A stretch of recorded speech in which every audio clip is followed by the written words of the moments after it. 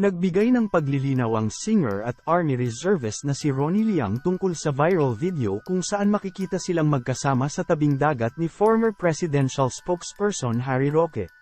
Sa isang bahagi ng video ay sinabi ni Roque, "Maya-maya tingnan natin kung mapapatopless natin si Ronnie Liang."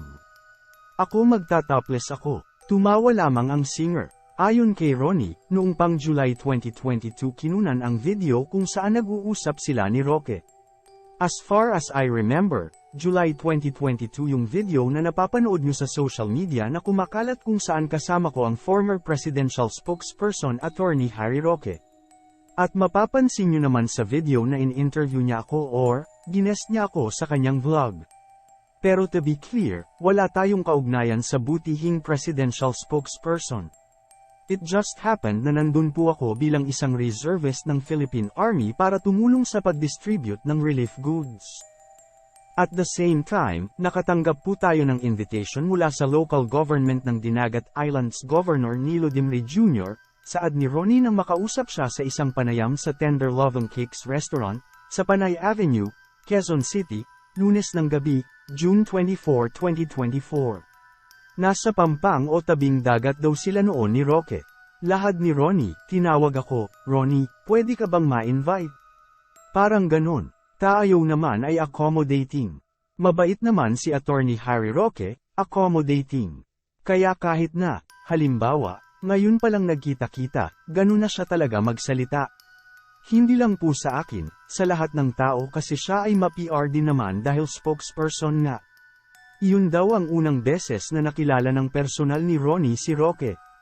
Hindi pa raw sila nag-meet kahit minsan sa nakaraan. Aniya, nagkataon din na in-invite ako to serenade yung mga nabagyo. Isa ang Dinagat Island sa mga lugar na sinalanta ng Category 5 na bagyong Odette noong Marso taong 2022. Bakit naroroon din si Roque, samantalang tapos na noon ang termino ni dating Pangulong Rodrigo Duterte? Tugon ni Ronnie, na-invite din siguro siya. Doon na po kami nagkakilala. Tsaka nung nandun naman, hindi naman kami masyadong nag-uusap. Kung kausapin naman ako, sumasagot naman ako. On the spot o spontaneous daw siyang inimbitahan ng dating spokesperson na mag-guest sa vlog nito. Ano ang naging content ng pag-uusap nila sa vlog ni Roque na may titulong, The Spokes Hour? Base sa pamagat ng kanyang vlog, wholesome pa ba si Ronnie Liang? Natawang sabi ni Ronnie. Pero ang pinaka-content is yung pagiging piloto ko, reservist, yung pagseserve natin sa bayan during the pandemic, at saka yung educational background. Some things that's very, maybe interesting to the public. Tapos dahil may mga humor naman si Attorney Harry, meron siyang mga nasasabing, tingnan natin kung mapapatopless natin si Ronnie Liang. Kasi base sa location, dagat kasi, magsuswimming. And siya naman din, nag-joke siya na pati daw siya, magta-topless. Hindi naman daw naghubad si Ronnie during the interview. Ni hindi na nga raw siya nakapag-swimming noon dahil limitado ang oras ng paglalagi niya sa Dinagat Islands. Dahil sa naturang video ay kumalat ang malisyosong issue na, di umano, alaga, ni Roque si Ronnie. Kumalat ang nasabing video kasunod ng pagkakaugnay ni Roque kay Mr. Supranational Philippines 2016, A.R. de la Serna. Ano ang naging reaksyon ni Ronnie nang biglang nag-trending ang naturang video nila ni Harry? Natawa ako nung pinanood ko. Kasi actually, hindi ko napanood yung buong vlog, noon ko na lang talaga napanood nung nag-viral na. Ito pala, may ganito pala. Nakalimutan ko na nga na pinagta-topless pala niya ako, at muling natawa si Ronnie. Pagpapatuloy niya, natawa, at the same time syempre nalungkot dahil nahaluan ng ibang konsepto. Nakita nyo naman, kinrap siya, may mga tao pa kasi actually kasama, may babae pa nga sa right side. At may mga tao sa likod ng kamera. Wala raw mali siya ang pagsabi ni Harry tungkol sa pagtatopless ni Ronnie. Ang logic or common sense, kung may mali siya hindi niya sasabihin yun in front of the camera. Sasabihin niya, ibubulong niya, pwede ka bang? Hindi, it's just, parang for entertainment purposes, the way I understand nung napanood ko yung video. Wala naman daw magagawa si Ronnie kung nilagyan ng ibang kahulugan ng ibang netizens ang video, pero isa ang tinitiyak niya. Wala ho kaming ugnayan, diin niya. Nandun lang ho talaga ako para mag-serve.